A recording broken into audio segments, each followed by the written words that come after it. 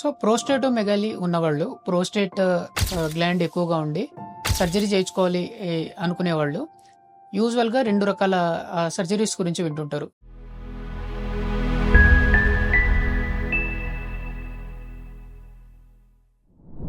యూజువల్గా 2 రకాల సర్జరీస్ గురించి వింటుంటారు. ఎయిదర్ టీయూఆర్పీ చేయించుకోవాలా, లేదా లేజర్ ప్రోస్టేటెక్టమీ, హోలెప్ అని చెప్తారు.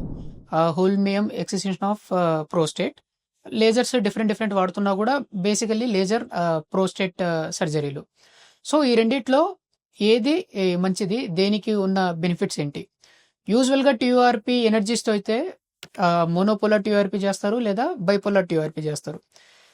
వీటి వల్ల అడ్వాంటేజెస్ ఏంటి అంటే ఇది చాలా మందికి చాలా సెంటర్స్లో అవైలబుల్గా ఉన్న సర్జరీ.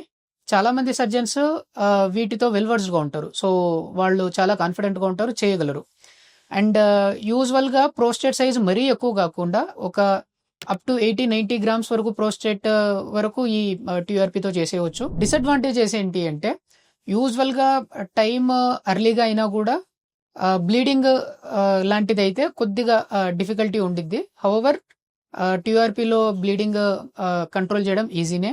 సెకండ్ థింగ్, ఒకవేళ పేషెంట్ యాంటీకోయాగులెంట్స్ లాంటి మెడికేషన్స్ వాడుతున్నప్పుడు, ఈ రక్తం పలచబడే మందులు, టీయూఆర్పీలో బ్లీడింగ్ రిస్క్ ఇంకాస్త ఎక్కువగా ఉండిద్ది. అండ్ కాస్ట్ విషయంలో వస్తే కాస్ట్ టీయూఆర్పీ రిలేటివ్గా లేజర్ ప్రోస్టేట్ సర్జరీస్తో కంపేర్ చేస్తే తక్కువగా ఉంటుంది.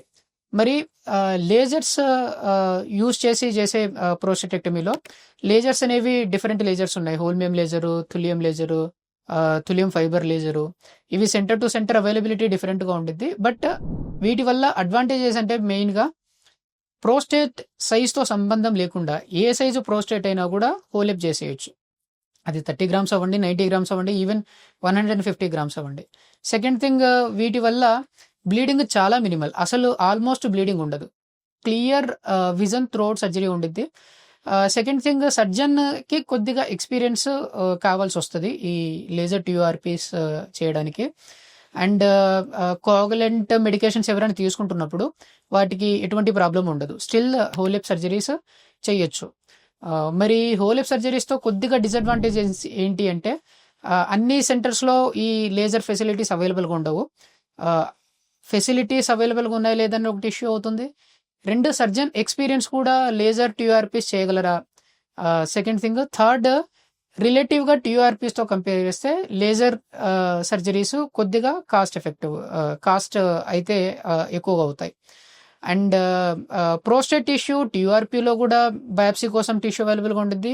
హోలెప్లో కూడా అవైలబుల్గా ఉన్నా కూడా the amount of tissue available for biopsy అనేది హోలెప్లోనే కాస్త ఎక్కువగా ఉంటుంది. హోలెప్లో ఆల్మోస్ట్ క్యాప్సుల్ నుంచి రిమైనింగ్ ప్రోస్టేట్ అంతా తీసేయచ్చు. కాబట్టి ద లాంగ్ టర్మ్ ఎఫెక్ట్స్ అనేవి హోలెప్ సర్జరీస్తో, లేజర్ సర్జరీస్తో బెటర్గా ఉంటాయి.